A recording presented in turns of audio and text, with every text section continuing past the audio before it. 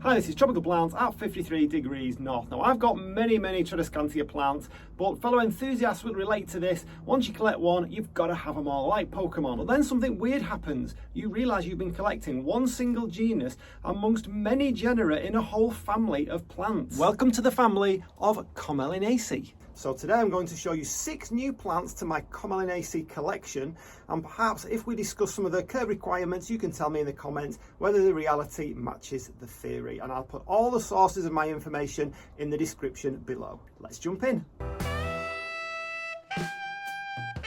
And we are in. So we're going to begin with one of my favourites already. This is Tradescantia fluminensis Oriole variegata Yellow Hill. This is a cultivar and it's based on the species Tradescantia fluminensis. And like lots of the Tradescantia fluminensis hybrids, this one is prone to revert. And already you can see that some of the variegations are different. Some of them have completely disappeared altogether. Some of them there's a little bit more green than on other leaves. So as always with these kind of hybrids, you need to make sure you pinch out the leaves that you don't like. Otherwise it has a tendency to take over the plant, especially the green ones. And for some reason, the more like creamy ones, the ones with no variegations on them at all. Don't know why that happens. If anybody is into these kind of things and knows the reason for that, please put it in the comments below. So the Oriole variegata name in this particular cultivar, the Oriole means golden, it's Latin for golden or yellow, and the variegata obviously means variegations, and that's where that name comes from. So let's talk about some of its care requirements,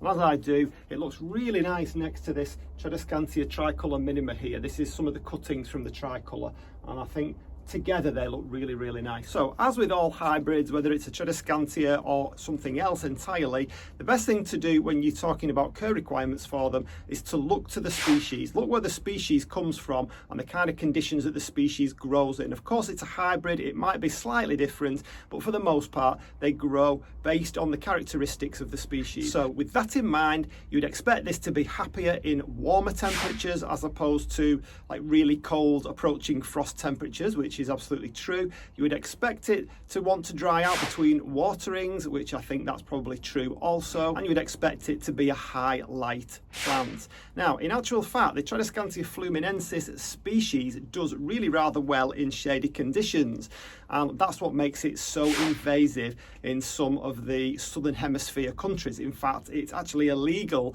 to be caught propagating or handling Tradescantia fluminensis in some of those countries like Australia, New Zealand, South Africa, those kind of places. And just as an aside, if you're ever not sure about how much light a plant needs, the chances are that it's really highly likely to want as much light as possible. Very few plants want shade. 99.9% of the plants in my greenhouse want as bright light as possible, but of course it's through glass, so that direct sun is a no-no. So still on care conditions, this plant can actually tolerate really dry, waterless conditions, and what will happen is the leaves will crisp up and it will die down to the ground level. It will then of course pop back up again as soon as it gets some water. Now as houseplant growers or greenhouse growers, we don't want that to happen, do we? So don't let it dry out for too long. A few days really is all it's going to want, and then of course give it a little bit of water. I actually water mine from the bottom, which seems to work pretty well. I simply put it on some capillary matting, make sure that capillary matting is wet for most of the time, and then I'll leave it for a few days just so that we don't get any rotting issues when the temperatures drop. So let me know your experience of this plant in the comments below. So we move on to our second plant, and I've got a question for you. When is a Tradescantia not a Tradescantia? Well, the answer is when it's a completely different genus altogether, and this one, in fact, is, and it's a really nice one, Calicia rosato Pink Lady or Pink Panther. There seems to be some dispute over which one it might be. My suspicion is they're both exactly the same plant anyway. So this is in the Commelinaceae family. It isn't actually a Tradescantia, but that doesn't matter to me. I'm quite happy to collect other genera, much like I collect orchids. They're not all the same genera. They're not just Phalaenopsis. They're not just Dendrobium. There's all sorts of different genera from the orchid family that I've got in my greenhouse. Same with Streptocarpus, which comes from the Gesneriad family. I've got Caleria and so on. So this one is Calicia, a genera from the, or a genus from the Commelinaceae family. And again, just as an aside, you'll very often see this sold as Tradescantia, and you find that lots of the genera from Commelinaceae family are sold as Tradescantia. I'm going to say the other word. I don't say it. I don't want to get in trouble. Don't tell anybody. Okay, so I'm not sure that the camera is actually giving the full beauty of this. Looking at the viewfinder, it doesn't look that nice, but when you see it in real life, the pink really comes through, and I'm very, very happy with this. This is an absolutely beautiful plant. I can't wait for it to get a little bit bigger. I'm currently going through the process of trimming or pinching out the ends and popping it back in the pot to make it look a little bit more bushy. So as far as care conditions goes for this, I struggled a little bit to find out where this comes from. It doesn't actually appear to be listed anywhere. The full name that I gave you at the beginning, the Calissia rosato, doesn't appear everywhere. Obviously Calissia does because that's a genus, but the rosato doesn't seem to appear on any of the main sites. Calissia rosea does actually appear, so I'm wondering if that's the actual species that it originally comes from. So as far as care requirements go for this one, they do actually prefer to remain moist, which is a slight deviation from Tradescantia, which gives you some idea that this is why they are different genera. And I believe that bottom-up watering is their preferred method of watering, and that the leaves can get in a bit of a state if they get water on them or they're not allowed to dry out and so on. I guess I'll find that out when it comes to winter and my temperatures drop. But for now, I'm going to bottom up water it anyway because it's a lot easier. I don't have to water as much in the greenhouse on a daily basis. I can spread it over a few days. I would definitely try and keep it above 10-12 degrees Celsius and keep it as moist as you can without letting it dry out as much as you would for a Tradescantia.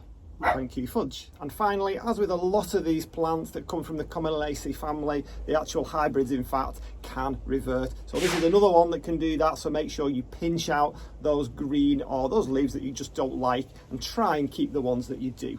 And now for my third new plant. This one is really, really nice. I love it. It's only small at the moment, and again, you can't really get the full extent of what this is like.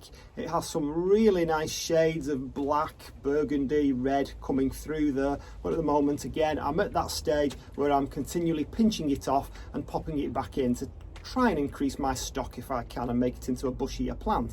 So if you don't know this one already, this is Gibbasis sp.ex. Jose Puig. Now, I'm not sure I'm pronouncing that correctly, but that's the way I read it. So, what is this one?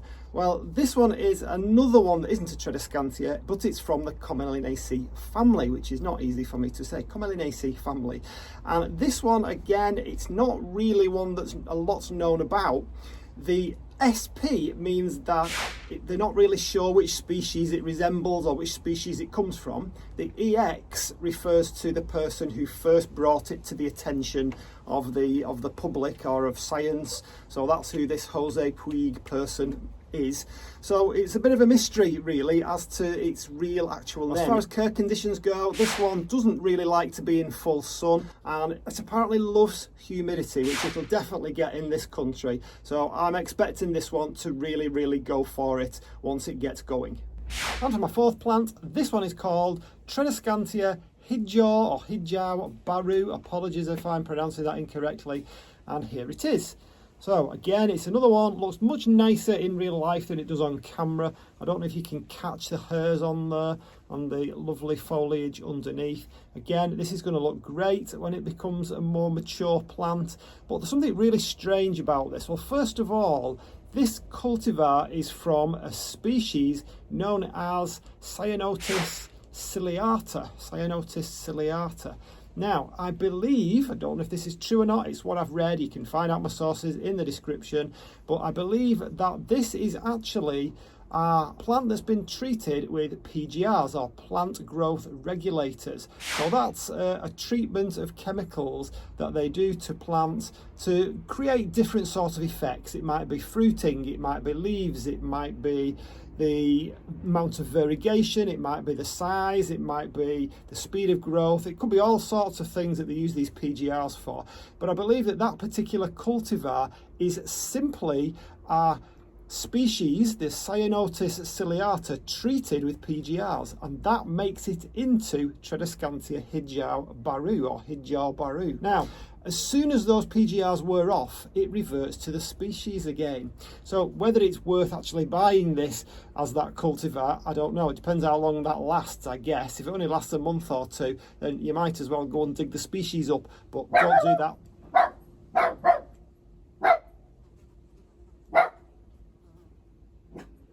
Thank you. But don't do that because... But obviously don't dig it up because you might get into trouble. So basically you're going to start with the Tradescantia and you're going to finish up with a Cyanotis. And just to confuse things even more, Cyanotis is actually a genus in its own right in the tribe Tradescantiae. So there you go, beautiful little plant anyway, regardless of the name. And of course, I would love to hear your growing experience in the comments down below.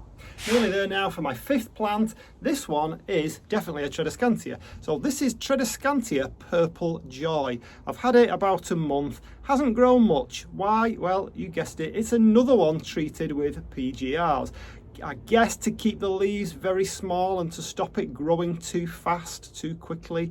Now I've noticed that the leaves on this bear a striking resemblance to my Tradescantia Zebrina Red Jewel. They're absolutely identical in actual fact. And I believe this particular cultivar is based on the hybrid Tradescantia Zebrina Burgundy, which also looks like Tradescantia Zebrina Red Jewel. So I guess these could all be synonyms because that is not beyond the realms of possibility when it comes to Tradescantia and Commelinaceae naming. It's an absolute mess, it really is. And for my last plant, now I am really going to throw a spanner in the works here now. This is, or labelled as, Tradescantia albiflora Sweetness. Now, many of you might have this one. Lovely little cultivar with lots and lots of variegations and pinkness on it. Really nice thing. However, I understand, again from these sources, that Tradescantia albiflora Sweetness is actually a fabrication. It isn't a registered cultivar. Now, where this so-called registered of cultivars is, I've not been able to find it, but apparently this isn't one. There must be a register somewhere, I guess. Now, I actually have Tradescantia fluminensis Nanook Lilac. I shall get it for you. And here it is. Now, you wouldn't really expect that these have anything in common. However, again, if my sources are to be believed, this one, Tradescantia fluminensis Nanook Lilac, which again many of you might have, is apparently exactly the same plant as this, Tradescantia albiflora Sweetness. How come? Well, right, albiflora is a synonym and it means the same as fluminensis.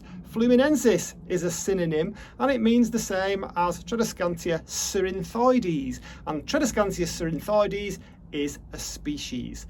That one has been treated with plant growth regulators. So has that one, but this one was treated much longer ago. This one I've had for over a year and the chemicals have wore off, and as they wear off, the leaves get much bigger and the colour comes through more and it actually turns into a much more vigorous plant. So those people who say, well, mine looks much better than yours, I must be looking after it better, they may well indeed be looking after it better, but the chances are quite high that the PGRs have worn off and it's now doing what it was meant to do as a species, Tradescantia cerinthoides. This one is more compact and it will grow much more slowly, which I believe is what the houseplant market want. They don't want something that's going to grow too quickly. Okay, and just to be absolutely clear, and I want to throw another name in here, there is also the word Blossfeldiana. Blossfeldiana is also a synonym for all these other words that we've been talking about. So why all those different names? Well, I guess it's something to do with the different kind of chemicals that they're treated with, but it does make things very confusing for us growers. But regardless, they're all based on the same species and they will all revert to the same species once those PGRs have worn off. Definitely worth remembering. So when you do buy these things, don't think to yourself, I must get one of each different one.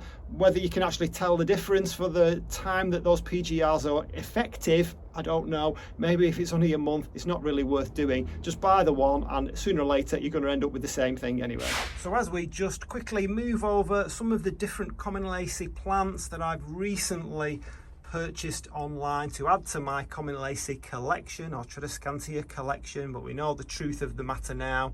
I just want to point out that some of this information may well change over time. I may well changed my thoughts on them or learn something more about them. It's just as I see it at the moment. So I hope you've learned something and I hope you will also teach me something in the comments down below. So if you want to learn a little bit more about Tradescantia or Commelinaceae, and if you want to see a little bit more about what I've been doing with my plants, then have a look at the playlist that's on screen about now. And for now, I'll see you on the next one. Bye.